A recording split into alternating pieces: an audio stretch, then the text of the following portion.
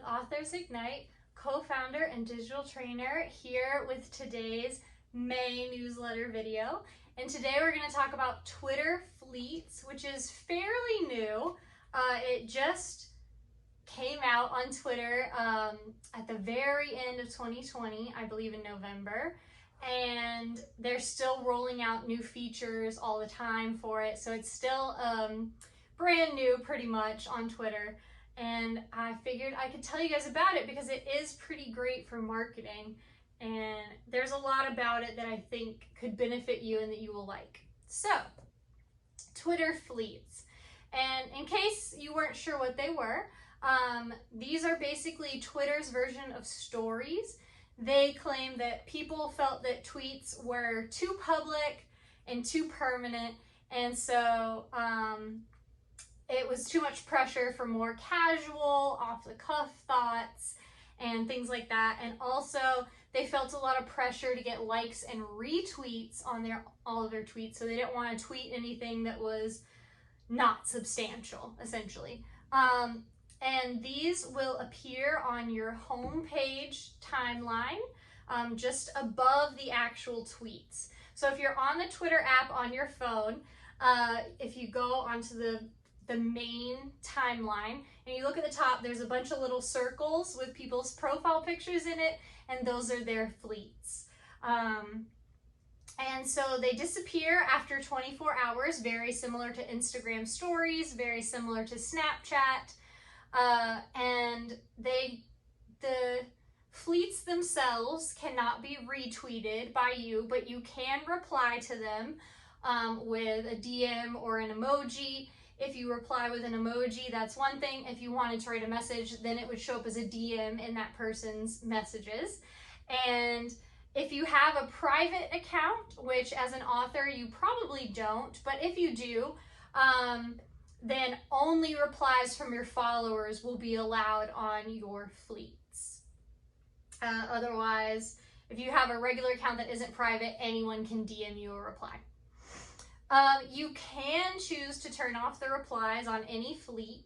So if you had one that, maybe you're advertising a contest and you don't want a bunch of people asking you, the rules or who the winner is or anything like that because you have it on your main profile, then you could turn the replies off. Okay. You also can always see who has viewed your fleets. Even if they have a protected account, it will still show up that they viewed your fleet or, story. It's very similar to Instagram stories. Similar to Snapchat and Instagram, they allow images and they also allow video. Video with audio. Fleets are 6 seconds long by default, so any images or just plain text, it's going to be 6 seconds long. And videos are 30 seconds long in total.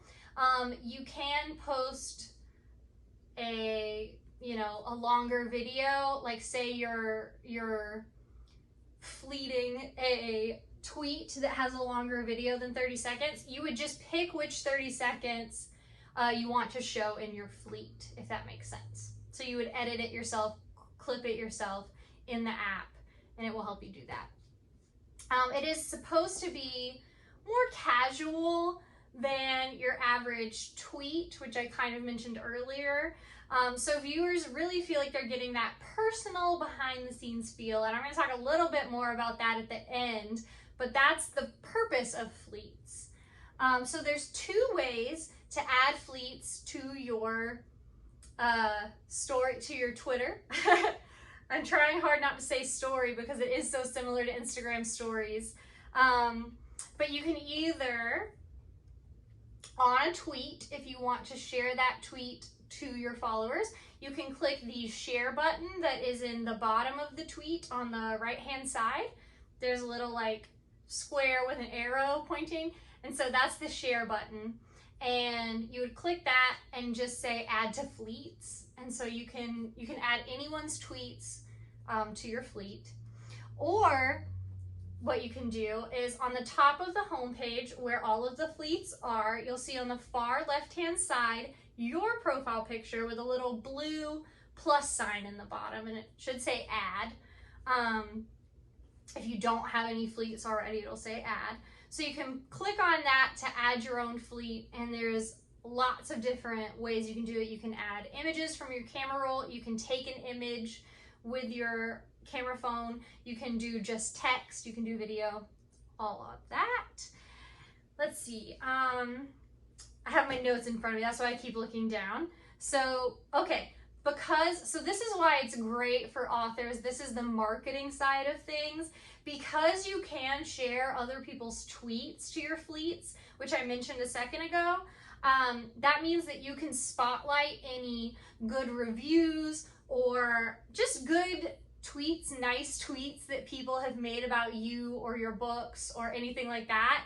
And you can also, when you add a tweet to your fleet, you could then add text at the bottom replying. So if someone asked you a question and they say, hey, I love your books, you know, when's the next one coming out?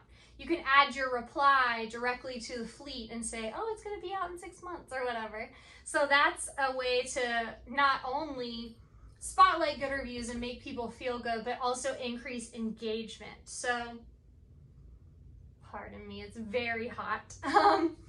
So speaking of that behind the scenes feel that I mentioned earlier, the need to feel that with, you know, people online is really inextricably linked to our biological need to share personal information and gossip, which, you know, it increases your brain center reward chemicals. Essentially, according to a Harvard study, 30 to 40% of all human conversations, so every conversation you have with another human, is used for disclosing information about yourself.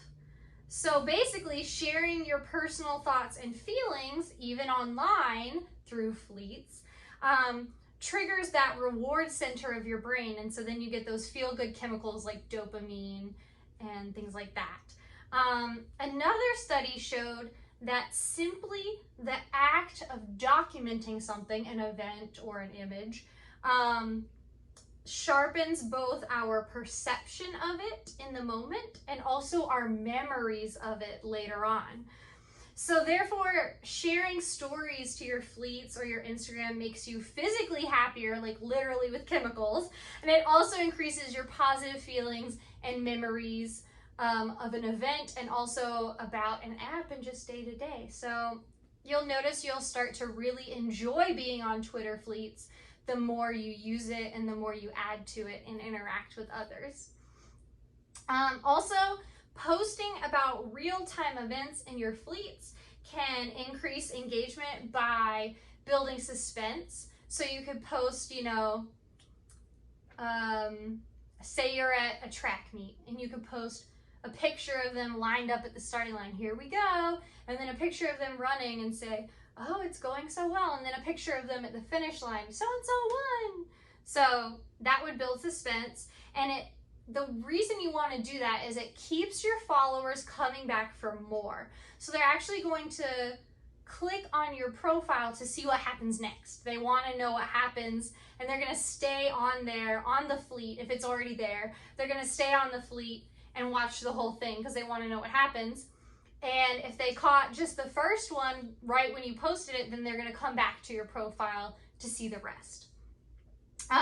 There's also a sense of community that is built among viewers because they're all seeing the same content at the same time, which you can then use to create deeper discussions about that content elsewhere on Twitter. You can direct them to your Instagram, you could direct them to your TikTok, you could direct them to your Facebook page, your Amazon page, whatever it is, and have deeper discussions there or drive them to buy your book.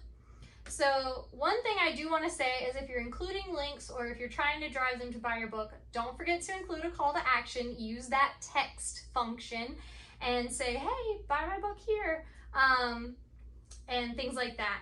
So that is what I have for you guys for May for Twitter Fleets, and I hope you use it. They are planning on rolling out some new features in the future, so we might revisit a little bit in the future, but that is essentially Twitter fleets, and I hope you enjoyed it, and I'll see you guys next month.